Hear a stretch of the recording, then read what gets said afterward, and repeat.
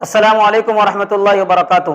عزیز ساتھیوں، آج کی ویڈیو کے اندر میں آپ کو بتاؤں گا کہ میرے چینل کے اوپر کاپی رائٹ اسٹرائک آ گیا تھا، جس کی وجہ سے میں ویڈیو بھی اپلوڈ نہیں کر پا رہا تھا۔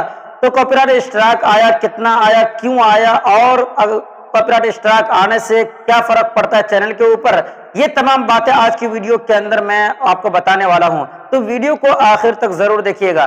دیکھیں، میں نے یہاں پہ ایک بورڈ لگا رکھا ہے، کیونکہ میں دوسرے چینل کے اوپر پڑھاتا ہوں، تو میں نے سوچا آپ کو بورڈ کے اوپر لکھ کر ہی بتا دیا جائے۔ تو یہاں پہ میں نے ایک لکھا ہے کہ 3 copy right strike in 90 days channel delete, یعنی 3 کاپی رائٹ اسٹرائک اگر آپ کے چینل کے اوپر 90 دن کے اندر اندر آ جاتا ہے تو پھر آپ کا چینل ڈیلیٹ ہو جاتا ہے۔ لیکن اگر کوئی بھی ایک بھی کاپی رائٹ اسٹرائک آ جائے تو پھر آپ کے چینل کے اوپر کیا فرق پڑتا ہے۔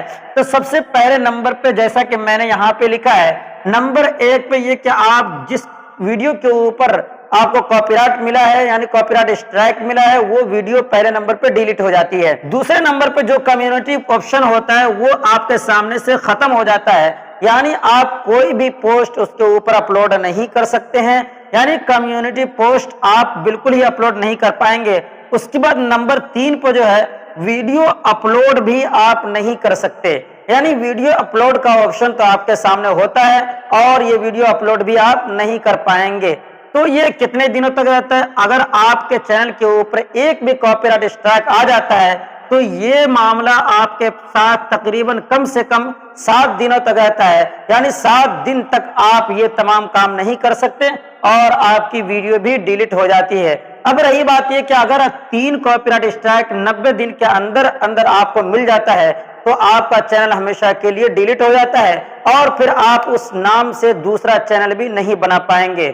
تو میرے چینل کے اوپر ایک مرتبہ کاپی رائٹ اسٹرائک آیا تھا، تو وہ تقریباً 3 مہینہ پہلے آیا تھا، تو وہ کاپی رائٹ اسٹرائک جو 3 مہینہ پہلے آیا تھا وہ تو ختم ہو گیا، لیکن پھر ایک کاپی رائٹ اسٹرائک آ گیا ہے جو ابھی بھی میرے چینل کے اوپر لگا ہوا ہے، لیکن 1 ہفتہ روکنے کے بعد اب میرے سامنے یہ آپشن کھل چکا ہے، تو میں یہ ویڈیو آپ کے سامنے اپلوڈ کر رہا ہوں۔ اب میں آپ کو بتا دوں کہ میرے چینل کے اوپر جو کاپی رائٹ اسٹرائک آیا، یہ آنے کی کیا وجہ تھی۔ تو دونوں کی وجہ صرف ایک ہی تھی، وہ یہ کہ میں نے ایک ایپ ڈاؤن لوڈ کرنے کا طریقہ بتایا تھا۔